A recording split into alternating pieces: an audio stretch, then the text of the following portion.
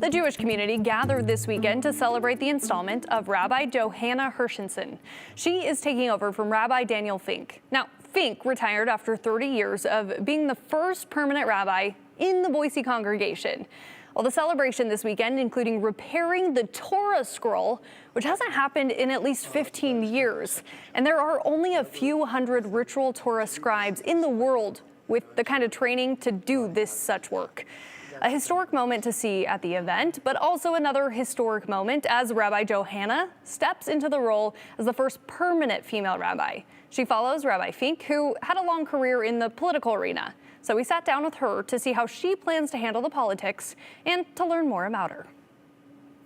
I was living in Central Oregon for the last 12 years, and I was serving a part-time congregation, and I really wanted to move back into full-time work.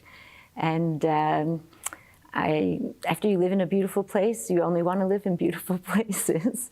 I also love history, so coming to CAVI was very appealing. There's a long tradition, a long history here, and at the same time, a practice of being current and relevant in every age.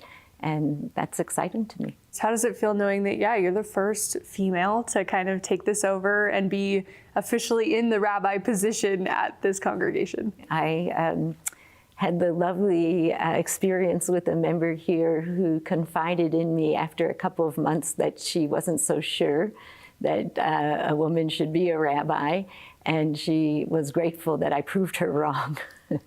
I feel lucky that I didn't know she was having those thoughts until after I had proved her wrong. I have very quickly fallen in love with this place, both the city and the congregation.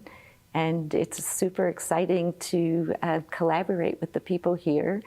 There's a history to uphold and build upon, and there's a lot of interest in exploring what the next chapter might look like. When it comes to the former rabbi, he's, kind of taken this ownership on a political stage to speak for the congregation. Is that something you're looking at doing if the time calls for it? Well, Rabbi Dan is a landmark in this community, in the congregation, but right in Boise, and a voice of conscience that people turn to. I enjoy turning to him in that regard. I also am committed to social justice, and we're good colleagues in that regard. There's plenty of room for both of us. There are times that I'll have to step up to be that voice for the congregation. And what's really lucky for me to have him here is that there are times where I can leave that space and focus on maybe some more pastoral and those sorts of needs here in the congregation. Idaho's tied to anti-Semitism. There was swastikas on Anne Frank Memorial.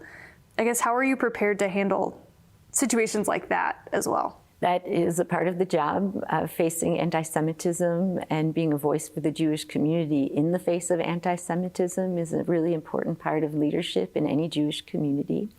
I think the way we combat anti-Semitism is by being a good neighbor, building relationships with other faith communities. I'm certainly getting to know my clergy colleagues here in Boise, and I really do believe that that is about making Boise safer for everybody. It doesn't only fight anti-Semitism, it fights all kinds of hatred when neighbors really stand up and support one another.